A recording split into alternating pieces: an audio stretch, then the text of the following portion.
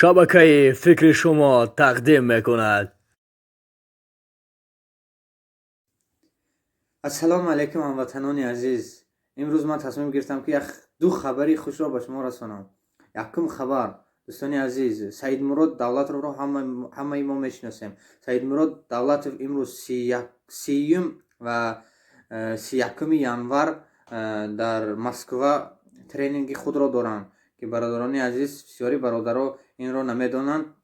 برادر ما کانال راهنما این را چیز کردن، مقصد به همه ما رساندن و من هم خواستم مقصد با همون کس همراه شدم و آدم هایی که نمیدونن همین را گفتیم به شما رسانیم. دوستان عزیز میتوانید با ترینینگ سید مراد دولتوف در شهر مسکو اشتراک کنید. من حاضر مقصد نامرای میمونم، نامرای که همون چیز مقصد تشکیل کردگی راهنما و گولس میگرانت نمرش نمیمونم. تلفن میکنید، آدرس همه چیز همانا به شما میرسانم. برادران عزیز، دویم خبری ما که همه ما این رو انتظار بودیم، این RVP می باشد که 30 و 31 ینور به همه شهرهای روسیه به فکرم قبول کرده شدن.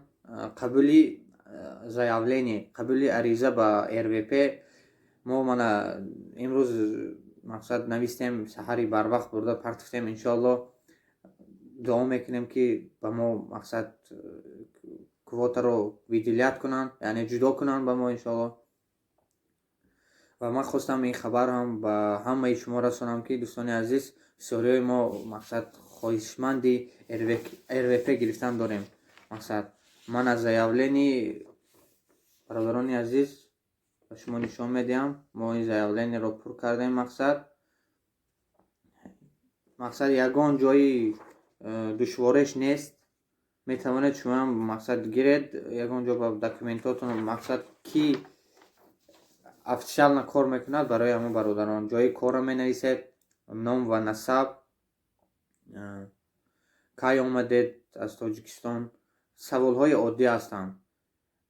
باوری دارم که ما در این چیز دشواری نمیکشیم از سوال ها.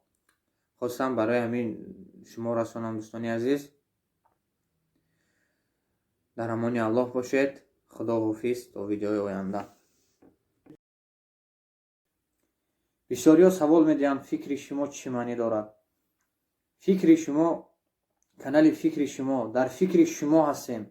شما نیز در فکر ما باشید عزیزان دل و دیده. فکر شما ما را برد به قله ها.